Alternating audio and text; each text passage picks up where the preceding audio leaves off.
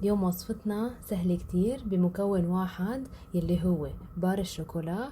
رح نعمل أطيب تشوكلت شيبس بالبيت من دون ما نحتاج انه بقى نشتري الشوكلت شيبس الغاليين من السوق. رح نعملهم بنفس طريقة السوق وبيطلعوا معنا أطيب لأن احنا رح نتحكم بشكلهم مثل ما بدنا. بس قبل يا ريت إذا بعد ما اشتركتوا بالقناة تشتركوا وتفعلوا الجرس. هلأ خلينا نبلش بوصفتنا سوا.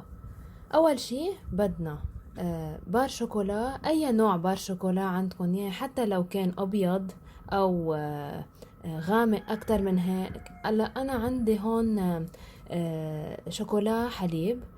فيكن تجيبوا الشوكولا مر، يعني بيبقى بس كاكاو، نسبة عالية كاكاو بيبقى مر. وفيكن تجيبوا نوع الشوكولا يلي انتو بتحبوه. هلا هيدا البار الشوكولا مثل ما نكون شايفين رح نسوحه بالميكروويف، او يلي ما عنده ميكروويف فينا بكل بساطة نحطه بجاط ازاز بيتحمل حرارة وتحته طنجرة فيها شوية مي سخنة ومنسوحه على النار نفس الطريقة. بس بدي خبركن شغلة، انه مش لازم يسوح على الاخر يعني يصير مثل المي. بدنا نخليه شوي جامد عشان نقدر نتحكم فيه ونقدر نعمل شوكليت شيبس يلي على ذوقنا. وهلأ خلينا نسوح الشوكولا ومن بعدها منشوف خطوتنا التالية سوا. من بعد ما سوحنا الشوكولا، طبعا كمية الشوكولا بتتحكموا فيها حسب ما انتو الكمية اللي بدكم تعملوها، ما في اي مشكل. مثل ما شايفين كأنه بعد فيهم قطع او يعني مش سايح على الاخر. انا قصدا عملت هيك عشان الجات حيكون سخن، فاذا حسوحهم على الاخر وبعدين حط الجات سخن حيصيروا كتير كتير رخوين.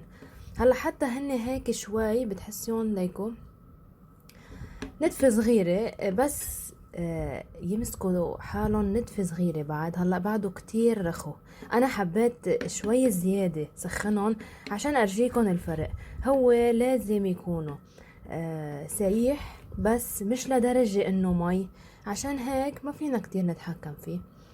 هلا بننطر بس دقيقتين 3 لحتى يمسك حاله شوي الشوكولا، بس طبعا بده يضل سائل يعني. وبعدين بدنا نجيب اي كيس نايلون، نحن عنا اياه كيس نايلون، او حتى الانبوب يلي بتبقى خصوصي لتعبوا فيها كريمة او شوكولا لتزيين الجاتو، او حتى كيس الكريمة العادي يلي معروف، حسب انتو شو عندكن. بس اذا ما عندكن ياهن بكل بساطة كيس من تبعول الفريزر بنحط الشوكولا بقلبه. وهلأ بنشوف خطوتنا التالية سوا. من بعد ما سوحنا الشوكولا وحطيناهن، انا حطيتهم قصدا بكيس عادي منشان يلي ما عنده كيس الحلويات تبعون الكريمة بيقدر كمان يتصرف. هلا كل اللي علينا نعمله انه نجيب صينية او اي صحن نحن عنا اياه، ما في اي مشكلة، ونحط عليها ورقة زبدة ضروري.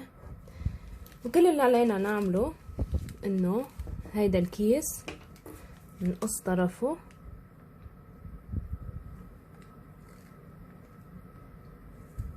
مثل ما شايفين، ما بده ينقص. طيب هلا بنشوف سوا كيف رح نعمل. مننزل الكمية يلي منحبها، وطبعا كل ما كانت جامدة كل ما احسن نتحكم فيها، شايفين؟ وحتى بنقدر نعمل نفس شكل الشوكليت شيبس يلي بنشتريها بالمحلات يلي إلها وحدة طالعة مثل ما هي شايفين. طيب انا رح خلص كل الكمية وبعدين بنشوف شو رح نعمل سوا. بعد ما عملنا كلياتهم للشوكولا بنفس الطريقة، حبيت ارجيكم قد كيف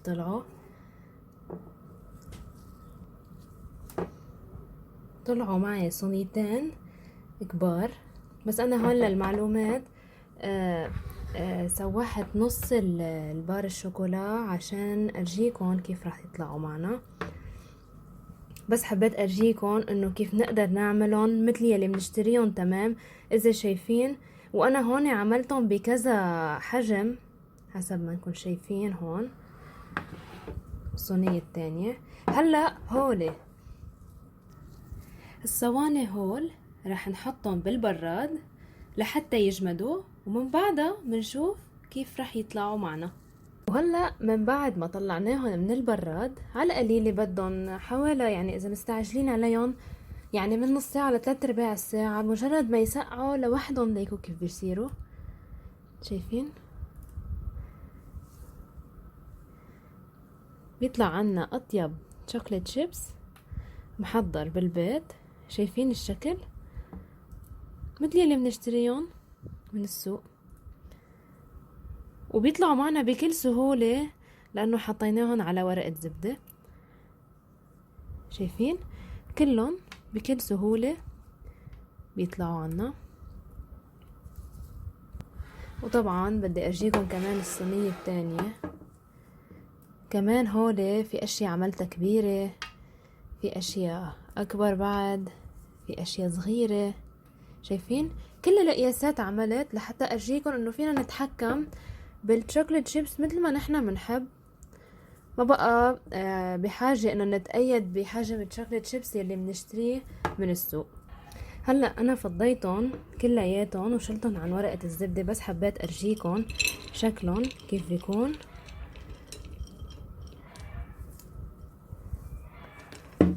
حبيت بس أرجيكم الشكل كيف بيكون مثل يلي بنشتريهم من السوق. شايفين؟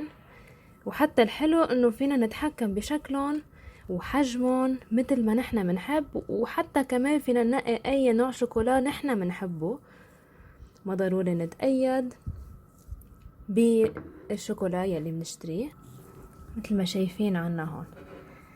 بتمنى تكون وصفتنا لليوم عجبتكم، يلي هي الشوكليت شيبس على الطريقة البيتية السهلة والنظيفة.